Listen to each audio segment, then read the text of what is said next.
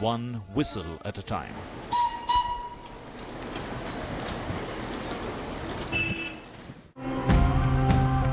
How bad is climate change for us Indians? And 80% of our population lives in districts that are at risk of climate-induced disasters. It is a concrete structure.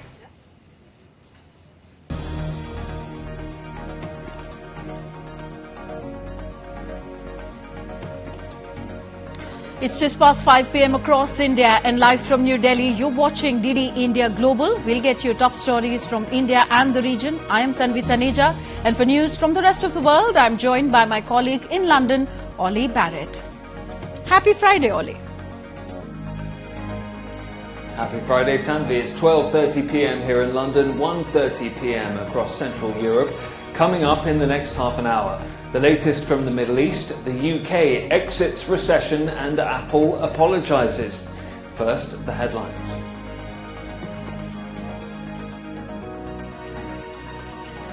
Israel says it has sufficient armaments for its Rafah mission after the Biden administration refuses to support a major Rafah invasion. Prime Minister Netanyahu hopes to overcome disagreements with President Joe Biden.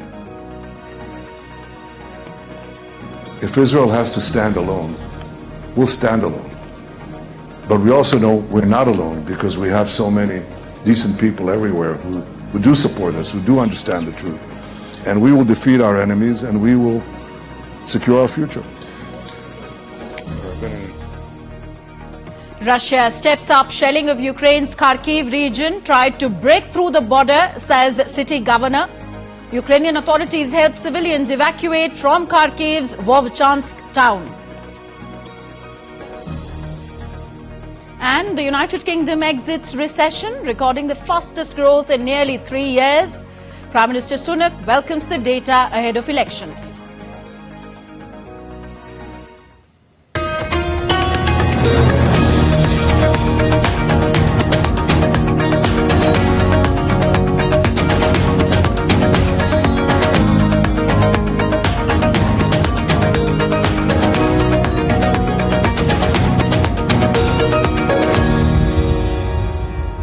Israeli Prime Minister Benjamin Netanyahu on Friday said that he hopes to overcome disagreements with US President Joe Biden over the conflict in Gaza, while reiterating that he would continue to do everything needed to protect Israel.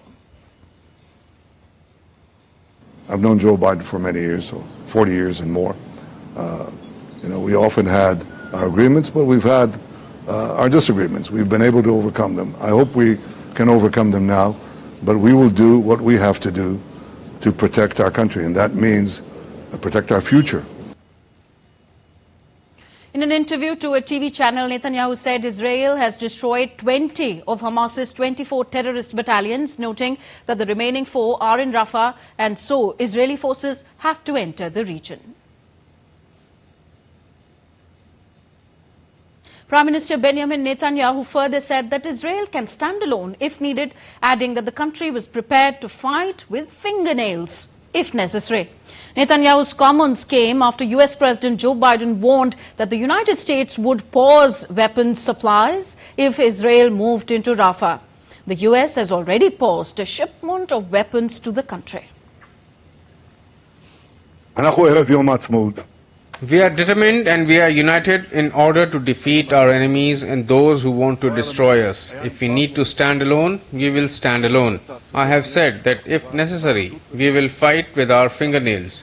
But we have much more than fingernails, and with that same strength of spirit, with God's help, together we will win. Israeli military spokesperson Rear Admiral Daniel Hagari said that the army had sufficient weapons for Rafah and other planned operations. Hagari added that its relations with the US remain close and the differences are resolved behind closed doors, he said. The IDF has munitions for the operations that are planned and also for the operation in Rafah. The United States has provided so far unprecedented security assistance to the State of Israel, to the IDF. The State of Israel has its security interest, and we are also attentive to the interest of the United States, and this is how we will continue to operate. Explaining its position, the United States said that it believes a major military operation in Rafah would weaken Israel's position in hostage talks with Hamas. U.S. State Department spokesperson Matthew Miller said Washington continues to engage with Israel on amendments to a ceasefire proposal submitted by Hamas. We actually think that a Rafah operation would weaken Israel's position both in these talks and writ large. We've talked about this before, that a major military operation in Rafah would further weaken Israel's standing in the world, would further create distance from its partners in the region who actually share Israel's goal of seeing Hamas defeated and want to see Hamas replaced with a different governance structure in Gaza. Meanwhile, the United Nations General Assembly is likely to vote on Friday on a draft resolution that would back Palestinians' bid to become a full UN member. The Assembly will further urge the UN Security Council to reconsider the matter favourably. The Palestinians are reviving their bid to become the 194th member of the United Nations after the United States vetoed it in the United Nations Security Council last month. On to Europe now. In some good news for the United Kingdom, the country's economy has exited recession by recording the fastest growth in nearly 3 years in the first quarter of this year. And to give us more on this and other stories from around the world, my colleague Ollie Barrett joins us all from London. Ollie, heartening news for Sunak and his team? Well, Tanvi, they are certainly hailing it as such. They say it's evidence that the UK economy has turned a corner. And the data does show the best growth in 2 years in the first quarter of 2024. It is a much-needed boost to embattled Prime Minister Rishi Sunak ahead of a general election. Although the opposition Labour Party says a victory lap from the government would ignore that many people's living standards are still lagging behind. The UK fell into recession at the end of 2023 after shrinking for 2 3-month periods in a row. According to the National Statistics Office, the economy grew by 0.6% from January to March at the beginning of the year. However, Britain still had one of the slowest recoveries from the effects of the coronavirus pandemic among major advanced economies.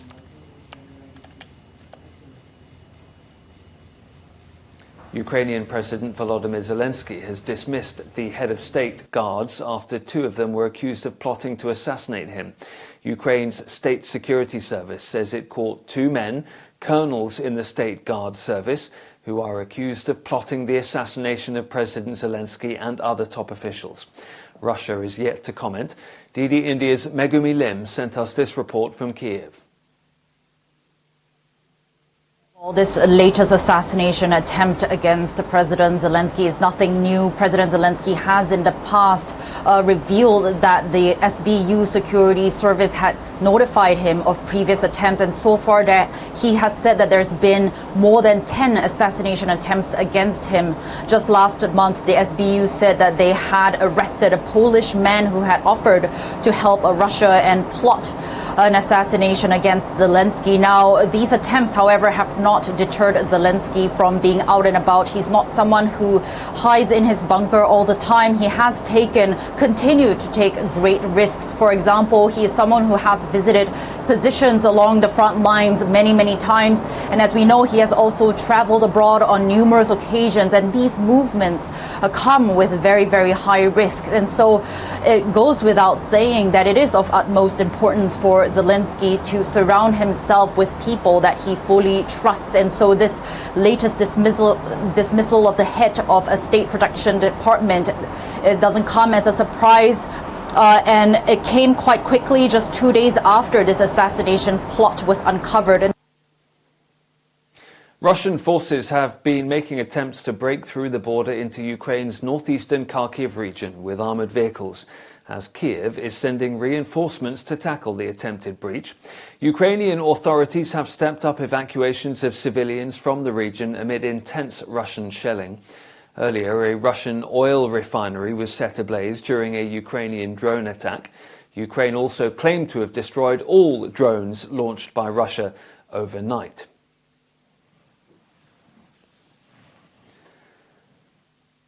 Well, DD India's Dasha Chernyshova joins us now from Moscow. Dasha, what is Moscow saying about that attempted border breach?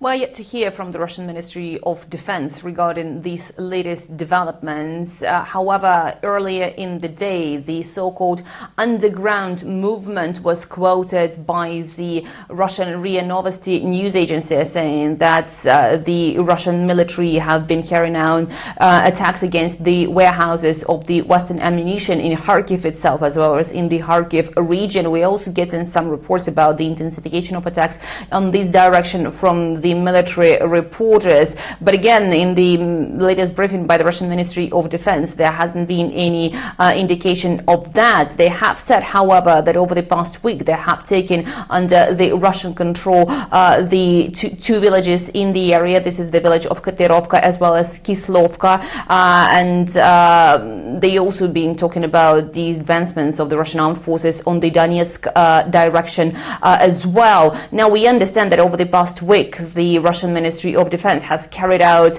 27 group strikes using high-precision weapons, including Kinzhal hypersonic missiles against the energy facilities of Ukraine, as well as the military-industrial complex of the Ukrainian armed forces. This is, again, to achieve what Russia calls demilitarization and denazification of Ukraine, the stated goals of Russia's operation in Ukraine. They also say at the Ministry of Defense that over the past week they have repelled 64 counterattacks by the Ukrainian armed forces. In the meantime, we understand that there have been several attacks by the Ukrainian armed forces against the Russian territories, particularly Belgorod and Belgorod region. This is where only this morning we've heard about numerous attacks by the Ukrainian drones that have been repelled by the Russian armed forces. So all in all, we understand that the conflict is ongoing, but about the developments on the Kharkiv direction, we are yet to hear the confirmation from the MOD. Okay, Dasha, thank you.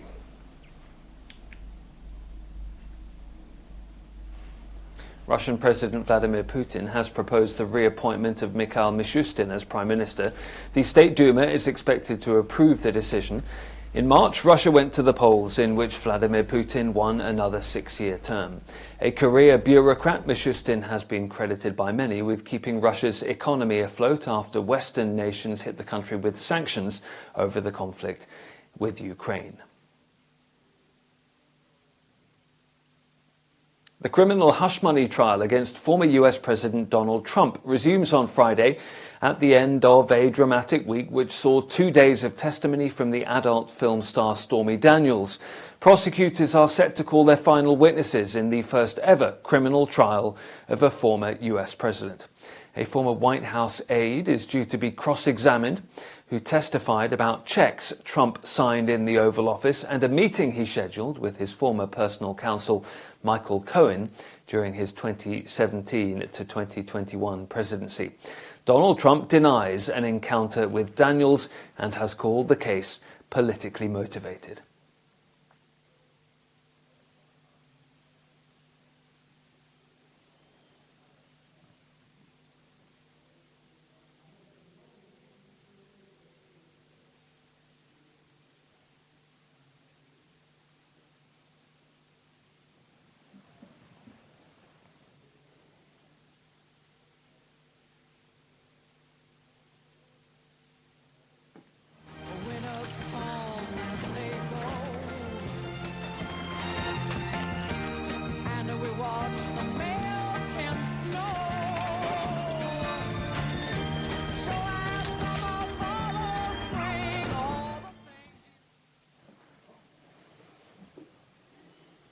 Of iPad Pro crushes ad, which has received criticism online now. Apple has issued an apology after an advertisement for its latest iPad Pro model.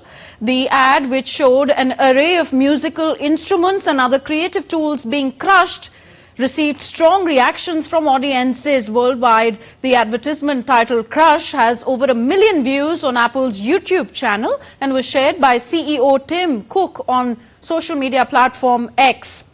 The tech giant has admitted that it missed the mark with its latest advertisement and people criticized the ad as being insensitive and an unwelcome departure from the company's historic positioning of its brand commitments to creativity and being human-friendly.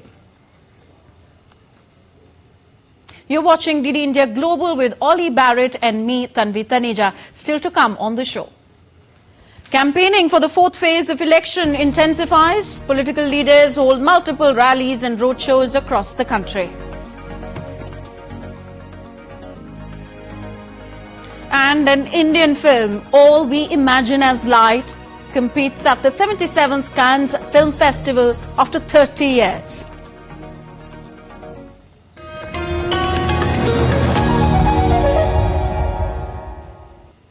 Phase 4 of the world's largest democratic elections across 96 seats in 10 states and union territories. We track the states from the south and eastern regions of India. How are the political battle lines drawn as the summer just gets hotter? Catch all the buzz as we analyze the seats that go to polls in Phase 4 in this region on the Great Indian Election at 8:30 p.m. IST only on DD India.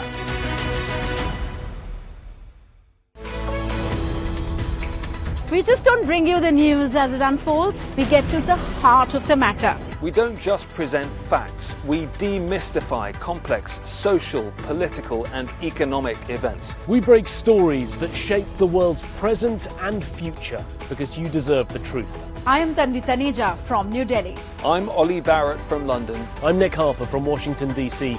Join us on DD India Global Monday to Friday at these times. How bad is climate change for us Indians?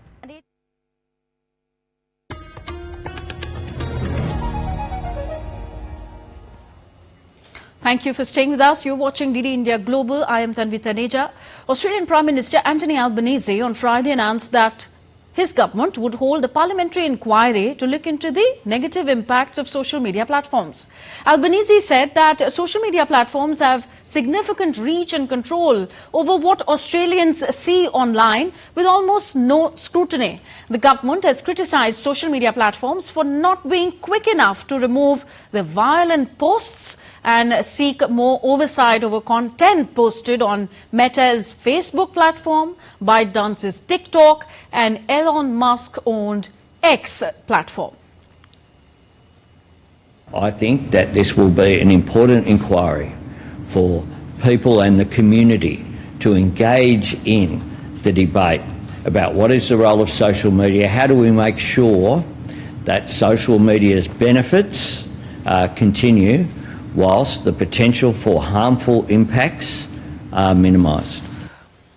US President Joe Biden's administration is poised to unveil a sweeping decision on China tariffs as soon as next week.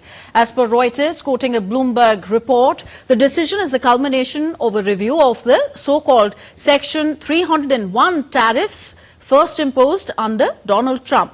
The administration is set to impose new targeted tariffs on some key sectors, including electric vehicles, batteries and solar equipment. The full announcement is expected to also largely maintain existing levies. An announcement is scheduled for May 14th in this regard. China has demanded that the Philippines allow Chinese diplomats to perform their duties in the country normally after Philippines' National Security Advisor called for Chinese embassy officials to be expelled.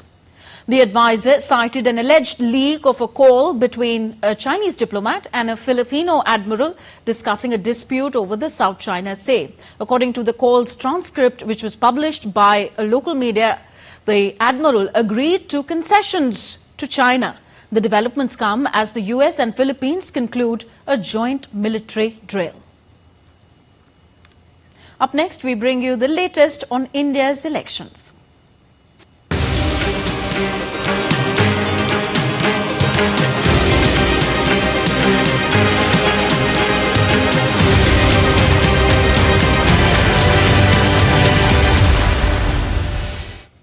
Ahead of the fourth phase of India's general elections, campaigning continues to pick up pace. Prime Minister and senior BJP leader Narendra Modi held a rally in Mehboob Nagar in the South Indian state of Telangana. Earlier, while addressing a public meeting in Nandurbar in the Western Indian state of Maharashtra, Prime Minister Modi launched a scathing attack on the Congress party.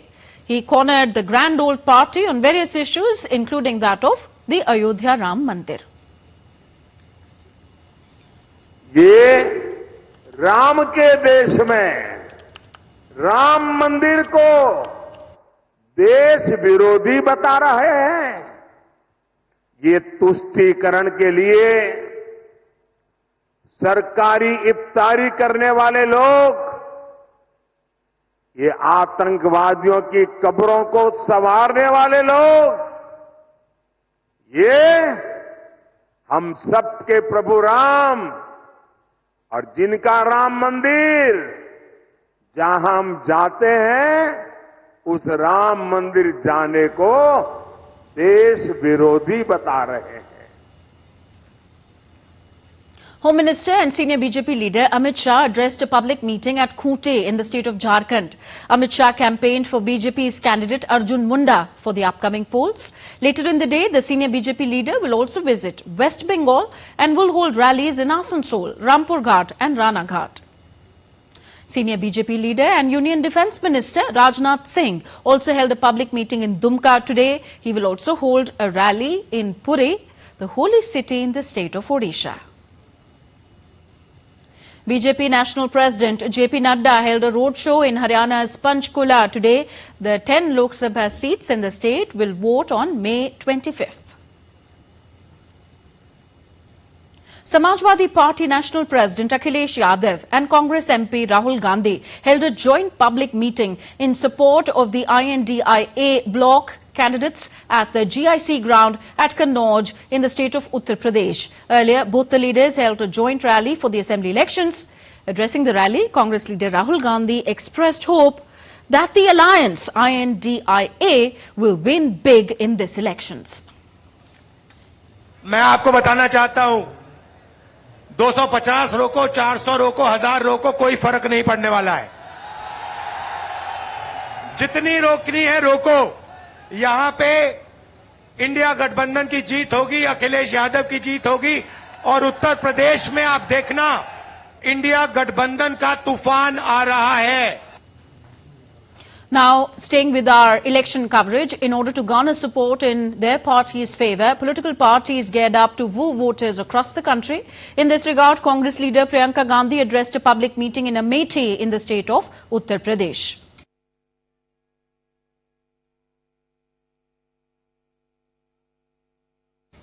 Congress President Mallikarjun Kharge is expected to hold rallies in Telangana and Andhra Pradesh. Bahujan Samaj Party Supremo Mayawati will hold public meetings in Akbarpur parliamentary constituency of Uttar Pradesh.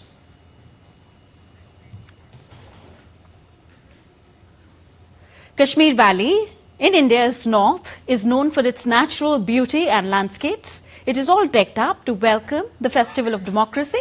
Srinagar and other areas vote on May 13th, and the air is already full of excitement and anticipation as electoral activity gains momentum. In my life, I've never seen anything like this. Earlier, we used to say that elections are like a death warrant to the political activists and many political senior leaders. Most of them, they used to think that this is the last time they could be going out from their homes when they would go out for campaigning. But it's due to the Prime Minister's management that we see that first time in recent years we have seen transparency, sense of security. A big change is visible in Kashmir Valley with a steep decline in the incidence of stone pelting, strikes and boycotts during elections. For the first time in the last 3 decades, Kashmir is witnessing election rallies in areas which were considered strongholds of terrorists and separatists. Today you are witnessing a free election atmosphere in our Kashmir, where 8 years ago you would see that candidates had hard time campaigning if they were from any party. But today I see that the atmosphere has changed a lot. Independent candidates are also campaigning for elections with ease. This is a big change that has come to our Kashmir. Social security has increased. Now, situation has visibly changed. More and more women and youth are now actively participating in the electoral process. Yeah, obviously, I mean, it is openly visible. It's just the way campaign is going on, everybody's able to campaign. And the biggest indicator would be the poll percentages, this is a place where it will be 10%, 12%, 13%. And this time we are expecting more than the national average. I mean, this is an absolute indicator. People are coming out to vote. People also realize that democracy is the only guarantee to usher development in the region. Earlier, Jammu and Kashmir used to witness a low voter turnout due to terrorism. Today I'm speaking out of my heart. Obviously everybody here wants this kind of normalcy. Everybody here wants Kashmir to be more prosperous, Kashmir to be more peaceful. Kashmir is changing and it's visible in everybody's life. Lal Chowk now vibrates with colors, music and dance from different parts of the nation. No threat calls, no bloodshed. After abrogation of 370, this is the first big electoral fight in the valley. And even new faces are also getting chance. And that's the point which makes this election interesting and center of attraction too. With camera person Vinod Oja, this is Rama Tyagi, DD India from Srinagar. And India will participate at the 77th edition of the Cannes Film Festival from May 14th to 25th. It is a special year for India as the country will host a Bharat Parv, that translates to India Festival, at this world-renowned global festival. The Bharat Pavilion has been designed by Ahmedabad's National Institute of Design and has been christened as the Sutradhar for depicting this year's theme of Create in India.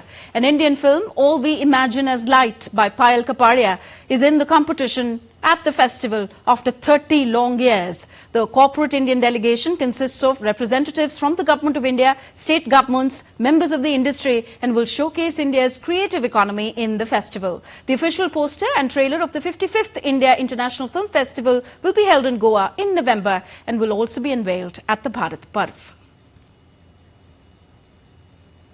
So that's all for this edition of DD India Global. Do let us know your thoughts on the news of the day. For those on the go, you can catch all the latest news and updates on our DD India mobile app. The app is available on both Android and iOS platforms. You can scan the QR code on the screen to download now.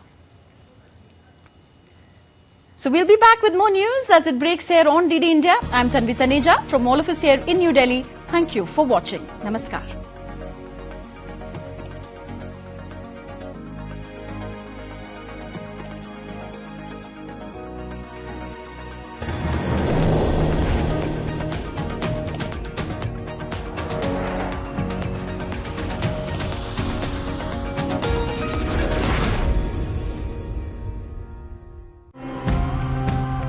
How bad is climate change for us Indians? And 80% of our population lives in districts that are at risk of climate-induced disaster. It is a concrete structure. It is a groundwater tank. So they collect the water, store it.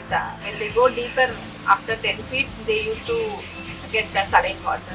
We are now at a much warmer. So the 1.2 degrees Celsius of warming means that every single heat wave is now hotter, longer and more likely. What people need to know is when is it going to start raining? When is it going to stop? If we provide this information, people can make their plans accordingly.